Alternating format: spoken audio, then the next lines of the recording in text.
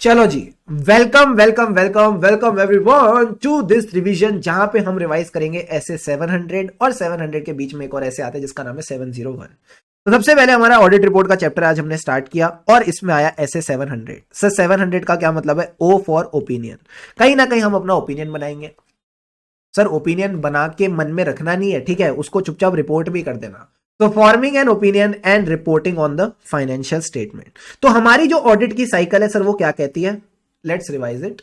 Audit procedures करेंगे, दो procedures होते हैं, रैप और फैप। रैप का मतलब है चीजों की अंडरस्टैंडिंग लेना ताकि आपको रिस्क ऑफ मटेरियल मिसस्टेटमेंट पता चल सके। फैप का क्या मतलब था? फर्दर ऑडिट प्रोसीजर, यानी आप इसमें करते हो एक्चुअल टेस्टिंग। रैप में तो सिर्फ चीजों को समझ रहे हो, फर्दर ऑडिट प्रोसीजर्स में एक्चुअल टेस्टिंग होती है एंड टेस्ट करते हैं सबसे पहले controls, that is the process that is related to that financial statement item. फिर उसके बाद वो जो अमाउंट होती है उसको चेक करते हैं सब्सटेंटिव ऑडिट प्रोसीजर में। ठीक है सर, जब प्रोसीजर करे तो क्या मिलेगा? एविडेंस। यही हमारा प्रसाद होता है एज ऑडिटर। तो मैंने कहा जब आपको एविडेंस मिला फिर आप क्या ड्रॉ करते हो? कंक्लूजन ड्रॉ करते हो। कंक्लूजन क्या ड्रॉ करने हैं? मैंने कहा सिंपल सी बात है, आपने कंक्लूजन ड्रॉ करना है whether you have got reasonable assurance. क्या आपको रीजनेबल अश्योरेंस मिल चुकी है that the financial statements are free from material misstatement. ठीक है, हमको बेसिकली कंक्लूड करना है दैट रीजनेबल अश्योरेंस मिली कि financial statements are free from material misstatement. एक बार कंक्लूजन मिल गया कि फाइनेंशियल स्टेटमेंट में मटेरियल मिसस्टेटमेंट नहीं है, अगर मटेरियल मिसस्टेटमेंट नहीं है मतलब फाइनेंशियल स्टेटमेंट वैसे ही बने जैसे बनने चाहिए थे, that means the financial statements are prepared in all material respects as per the applicable FRF. But ICI क्या करता है? आईसीआई आपसे पूछता है कि कंक्लूजन करते वक्त आप किन दो तीन बातों का ध्यान रखोगे। तो आपने ना इन्हीं पॉइंट्स में से पॉइंट्स निकालने हैं। यानी अगर मैं बोलता हूं रीजनेबल एश्योरेंस, ये मिलती कैसे है? Sir through sufficient and appropriate evidence. अगर मुझे देखना है फाइनेंशियल स्टेटमेंट में मटेरियल मिसस्टेटमेंट नहीं है तो मैं क्या करूं? मैंने कहा तुमको कुछ मिसस्टेटमेंट मिली थी? हाँ सर मिली थी, ऐसे 450 में हमको मिसस्टेटमेंट मिली थी। तो जो ऐसे 450 में मिसस्टेटमेंट मिलती है पहले तो मैनेजमेंट के पास जाते हो करेक्ट कराने, और वो कुछ करेक्ट कर भी देता है। तो जो अनकरेक्टेड मिसस्टेटमेंट है उनको चेक करो वो मटेरियल है या नहीं। जो अनकरेक्टेड मिसस्टेटमेंट्स है उनको चेक करो वो मटेरियल है या नहीं, प्लस आपको थोड़े से इवैल्यूएशंस करने पड़ेंगे। क्या ये पॉइंट क्लियर है? हाँ सर। तो तीनों के तीनों पॉइंट ध्यान रखना, एक तो सफिशिएंट एंड एप्रोप्रिएट एविडेंस, दूसरा अनकरेक्टेड मिसस्टेटमेंट्स मटेरियल है या नहीं, एंड तीसरा इवैल्यूएशन। अब सर इवैल्यूएशन में क्या आता है? मैंने कहा कुछ नहीं आता, सिंपल सी बात है, qualitative aspects of entities accounting practices. जो एंटिटी की अकाउंटिंग प्रैक्टिसेस है उसके क्वालिटेटिव एस्पेक्ट्स। ये हमने कहां पढ़ा था? ऐसे 260 जो लास्ट टॉपिक हमने कवर किया वहां पे हमने देखे थे तीन अकाउंटिंग प्रैक्टिसेस की बात होती है। सर कौन कौन से? एक तो accounting policy, accounting estimate, disclosure. Come on, accounting policy, accounting estimate और डिस्क्लोजर। यस और नो? Yes sir. अब ये सब जो चीजें हैं इनकी अगर क्वालिटी देखनी है तो क्वालिटी किस पे डिपेंड करेगी? मैनेजमेंट की जजमेंट पे। तो आपने देखना है कि क्या मैनेजमेंट की जजमेंट में क्वालिटी थी या नहीं थी, और इसकी रेफरेंस का है ऐसे 260 में। पहले दो पॉइंट्स तो हो गए। अब क्वालिटी बिगड़ती कैसे है? जब मैनेजमेंट अनबायस्ड हो या बायस्ड? Sir biased. तो ये बात ध्यान रखना, इसमें दिक्कत आती है when there is a biasness in the management. आतंक का दूसरा नाम क्या है? कौन सा भाई था वो? जो भी भाई था, ठीक है, आतंक का दूसरा नाम है वो वाला भाई। तो मैंने कहा बायसनेस का दूसरा नाम क्या है? Sir lack of neutrality. अगर आपको लगता है there is a lack of neutrality in the management, plus ऐसा आपकी मिसस्टेटमेंट्स भी दिखा रही है, जो आपकी अनकरेक्टेड मिसस्टेटमेंट्स है वो भी आपको दिखा रही है that there is a lack of neutrality and there is an uncorrected misstatement, that means financial statements could be materially misstated. Financial statements could be materially misstated बाबू भाई, वेरी वेरी गुड। ठीक है, तो ये पॉइंट आप ध्यान रखेंगे। अब लैक ऑफ न्यूट्रलिटी के दो एग्जांपल बताओ मुझे फटाफट। सर पहला example of lack of neutrality, हम मैनेजमेंट के पास दो मिसस्टेटमेंट लेके गए और मैनेजमेंट ने ना सेलेक्टिव करेक्शन करी। मतलब जिस मिसस्टेटमेंट को करेक्ट करने से अर्निंग्स बढ़ रही थी उनको तो करेक्ट कर दिया, और जिस मिसस्टेटमेंट को करेक्ट करने से अर्निंग्स घट रही थी, गिर रही थी, उनको करेक्ट नहीं किया। तो मैंने कहा very very bad, this is a lack of neutrality, ये बायस्ड है। और बताओ सर, उनके अकाउंटिंग एस्टिमेट्स में बायसनेस है। मतलब जो इन्होंने प्रोविजंस वगैरह बना रखे हैं वो इस तरह से बनाते हैं कि प्रोविजन कम बनाते हैं और बाद में जो एक्चुअल खर्चा आता है वो ज्यादा होता है। तो इस तरीके से क्या कर रहे हैं? प्रोविजन कम बना के ये पीएनएल में कम खर्चा बुक कर रहे हैं। हाँ सर, तो खर्चा को कम बुक कर रहे हैं मतलब प्रॉफिट ज्यादा दिखाना चाहते हैं। तो मैंने कहा 100 बात की एक बात, बस दो बात ध्यान रखना। सर क्या? पहली चीज, जो आप मिसस्टेटमेंट लेके जाते हो उनको सेलेक्टिवली करेक्ट करते हैं, एंड दूसरा there is a biasness in the accounting estimate. And सारे बच्चे इसको थैंक यू बोलो। सर क्यों? इसी से फोर्थ पॉइंट आएगा। इसी से फोर्थ पॉइंट आएगा। मैंने कहा फोर्थ पॉइंट क्या है? SA 540, जो मैनेजमेंट की बायसनेस है इन द अकाउंटिंग एस्टिमेट्स। ये अकाउंटिंग एस्टिमेट्स की बायसनेस कहां डिस्कस होती है? SA 540, जो हम सीए फाइनल पे लेवल पे पढ़ते हैं। इसमें क्या है सर? इसमें आपने बस एक छोटी सी बात ध्यान रखनी है सर। वो क्या कहती है? समझने वाली बात है। अगर आपको लगता है मैनेजमेंट के अंदर बायसनेस है, मैनेजमेंट ने अकाउंटिंग एस्टिमेट्स में कहीं ना कहीं बायसनेस कर रखी है, क्या इसका यह मतलब है हर एक इंडिविजुअल अकाउंटिंग एस्टिमेट में मिसस्टेटमेंट होगी? Does it give you a proof that every individual accounting estimate will have a misstatement? The answer is no. ये कोई प्रूफ नहीं है कि हर इंडिविजुअल अकाउंटिंग एस्टिमेट में मिसस्टेटमेंट होगी। बट अगर मैनेजमेंट बायस्ड है, क्या आपको एक इंडिकेशन दे सकता है कि यस, ओवरऑल फाइनेंशियल स्टेटमेंट्स में मटेरियल मिसस्टेटमेंट हो सकती है? अगेन गारंटी नहीं है, but can it give an indication कि द ओवरऑल फाइनेंशियल स्टेटमेंट में भी materially misstated? Answer is yes, because जो बायस्ड मैनेजमेंट है उसी ने फाइनेंशियल स्टेटमेंट बनाया। So yes, it can be a indication that the financial statement as a whole may be materially misstated. तो एक छोटी सी बात ध्यान रखनी है और कुछ नहीं करना। यहां आपका जो इवेल्युएशन वाला पार्ट है मोटा माटी कवर हो जाता है। अब सर एक बात बताओ, ये स्पेसिफिक इवेल्युएशंस क्या है? ये इसी टॉपिक का छोटा भाई है सर। छोटा भाई मतलब जो इवेल्युएशन था तुम उसमें क्या इवेल्युएट करते थे? Qualitative aspects of accounting practices. Specifically बताओ कौन से एस्पेक्ट्स? सर वही 3, accounting policy, accounting estimate, disclosure. तुम्हारा आंसर रेडी। मतलब अकाउंटिंग पॉलिसी के बारे में यूजर्स को कैसे पता चलेगा यार? डिस्क्लोज करो ना। So financial statement should disclose the accounting policy selected and apply. तुम सेलेक्ट और अप्लाई किसको करोगे? किसी के कहने पे या as per the FRF? Sir as per the FRF। तो जो एज पर द FRF और अप्रोप्रिएट होगी उसको सेलेक्ट और अप्लाई कर दो। Very good. अब आता है accounting estimate. Accounting estimate should be reasonable, disclosure should be adequate. दो चीजें क्या डिस्क्लोज होती है? इंफॉर्मेशन डिस्क्लोज होती है। हाँ, information should be cure. Cure का क्या मतलब था? Comparable, understandable, relevant, reliable. Come on, comparable, understandable, relevant, reliable. एक और बार, comparable, understandable, relevant, reliable. Once more, comparable, understandable, relevant and reliable. And जो आपके फाइनेंशियल स्टेटमेंट में टर्मिनोलॉजी है वो टर्मिनोलॉजी भी प्रॉपर होनी चाहिए। Terminology should be also appropriate. Got it? Got it sir. This is the 5 star topic. काफी chances है इसके एग्जाम में आने के, तो प्लीज इसको एकदम ध्यान से करके चलना। अब सर इसके बाद हमको क्या ध्यान रखना है? अगर आपके financial statement fair presentation framework के हिसाब से बने हैं, जस्ट सिंपल सा पॉइंट है, तो अगर फेयर प्रेजेंटेशन फ्रेमवर्क है, दूसरा फ्रेमवर्क क्या होता है? Compliance framework. तो अगर फेयर प्रेजेंटेशन फ्रेमवर्क है तो एडिशनली आपको देखना पड़ेगा कि प्रेजेंटेशन एक्चुअल में फेयर है कि नहीं, क्या इन्होंने एक्चुअल में फेयर प्रेजेंटेशन अचीव किया नहीं। एक ये बेसिक सी बात बस ध्यान रख के चलना और कुछ करना नहीं है। अब सर 2 ओपिनियन क्या हो सकते हैं? सिंपल है, अगर तो financial statement in all material respect as per the FRF बने हैं तो क्या करेंगे? Unmodified opinion. बट अगर नहीं बने हैं, मतलब मटेरियल मिसस्टेटमेंट है या हो सकती है, तो आप मॉडिफाइड ओपिनियन दोगे, जो हम ऐसे 705 में डिस्कस करेंगे। अब आता है हमारा favourite topic, elements of audit report. इसमें तो सर कुछ भी नहीं है। सबसे पहले टाइटल, इंडिपेंडेंट ऑडिटर्स रिपोर्ट, फिर addressee to the members of the company, then आता है आपका ओपिनियन। अच्छा, ओपिनियन के साथ 5 बातें क्या बताओगे? सर एंटिटी का नाम, जैसे कि हमने देखा, जल्दी से बताओ, ITC लिमिटेड। तो मैंने कहा सबसे पहले इसमें क्या आएगा? Identify the entity whose financial statement have been audited, state that the financial statement have been audited. अब लोगों को कैसे पता चलेगा फाइनेंशियल स्टेटमेंट में क्या क्या आता है? Sir identify the each statement comprising the financial statement, identify the title of each statement comprising the financial statement, PNL, balance sheet, फलाना ढिमकाना, सब लिखना है आपने इसमें।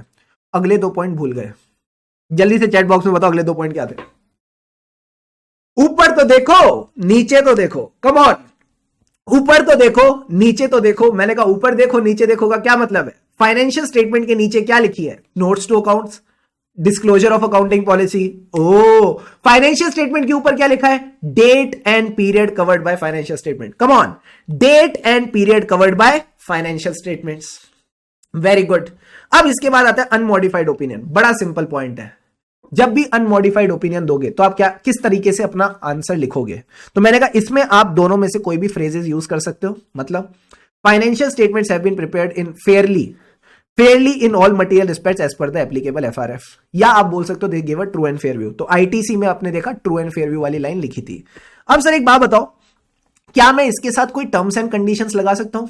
मतलब कि financial statements are prepared in all material respects as per the FRF, but the following is not, क्या इस तरह से हरकतें कर सकता हूं? मैंने कहा नहीं, आप इसके साथ कोई टर्म्स एंड कंडीशंस अटैच नहीं कर सकते.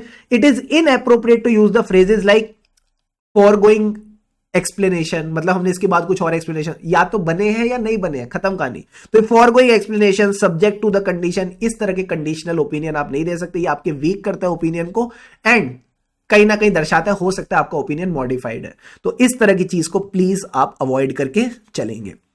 अब बताओ बेसिस फॉर ओपिनियन में क्या था?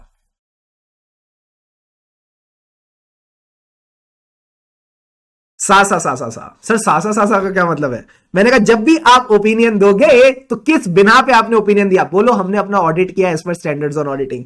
एंड जैसे ही ऐसे बोलो इसके आगे ए ई और लगा देना. जैसे ही ऐसे बोलो ए ई और लगा देना, यानी हमने लिया evidence sufficient and appropriate evidence. अब जब आपने सफिशिएंट एप्रोप्रिएट एविडेंस लिया तो क्यों लिया? क्योंकि हमारी रिस्पॉन्सिबिलिटी थी, कहीं ना कहीं हमारी रिस्पॉन्सिबिलिटी थी अंडर द स्टैंडर्ड्स. तो हम उस रिस्पॉन्सिबिलिटी के लिए सेपरेट सेक्शन डालेंगे. And last point, the most important point है इंपॉर्टेंट इंडिपेंडेंस. सर इंडिपेंडेंस मतलब it is a statement that auditor was independent of the entity. तो 4 पॉइंट्स आएंगे, ऐसे ही सेक्शन जहां पे रिस्पॉन्सिबिलिटी लिखी है and statement that auditor was independence, ऐसे ही सेक्शन एंड स्टेटमेंट. क्लियर है?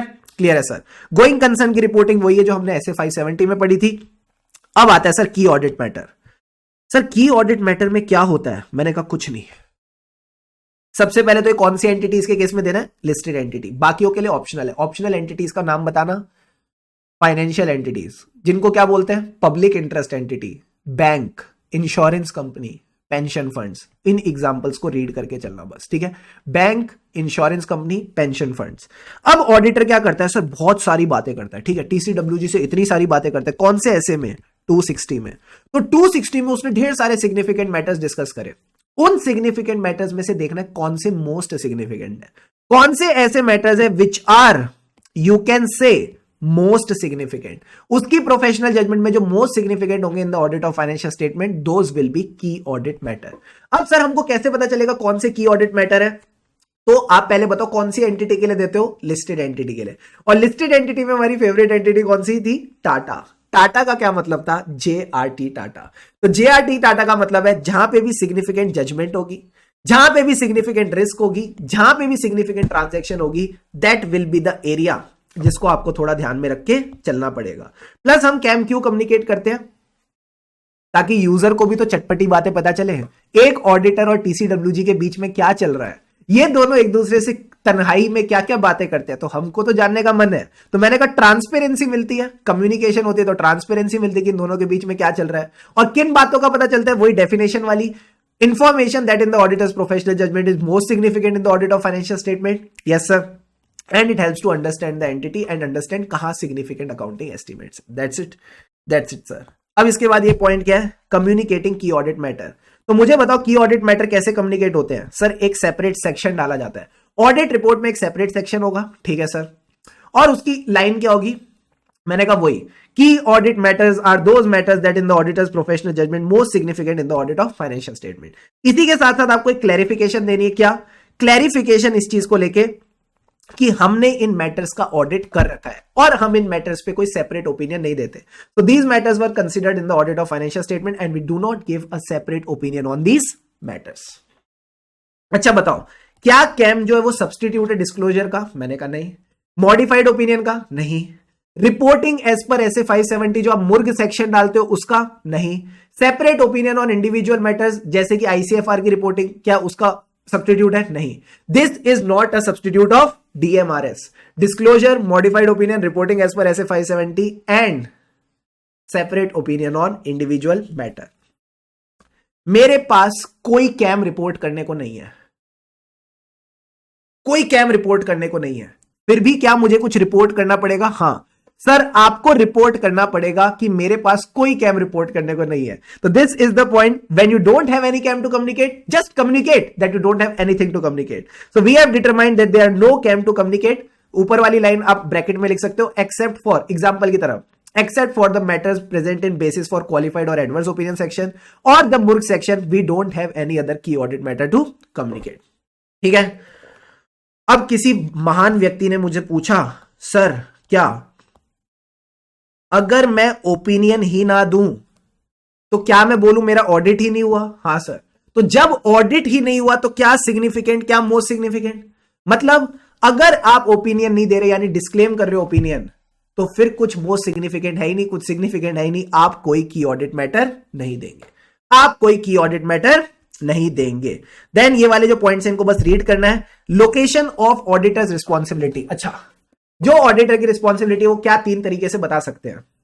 एक तो body of the audit report, एक एज अ अनेक्जर या अपेंडिक्स, एंड तीसरा था आप किसी वेबसाइट का लिंक दे सकते हो, कोई रेगुलेटरी अथॉरिटी की वेबसाइट का लिंक, अगर लॉ रेगुलेशन अलाउ करता है, अगर लॉ रेगुलेशन अलाउ करता है। फिर हमने बात करी सिग्नेचर ऑफ द ऑडिटर। अच्छा हाँ, सिग्नेचर वाला पॉइंट मेरा दिखाना रह भी गया था। तो सारे बच्चे आखिरी में देखो, ये जो हमारा ऑडिटर है ये कौन है? SRBCN कंपनी LLP, जो कि EY की फर्म है, राइट। तो मैंने किस किस का नाम डाला? मैंने नाम डाला यहां पे अरविंद सेठी। अरविंद सेठी कौन रहेगा सर? पार्टनर का नाम, फर्म का नाम, दोनों के नंबर, फोन नंबर नहीं, मेंबरशिप नंबर, रजिस्ट्रेशन नंबर, और एक दिन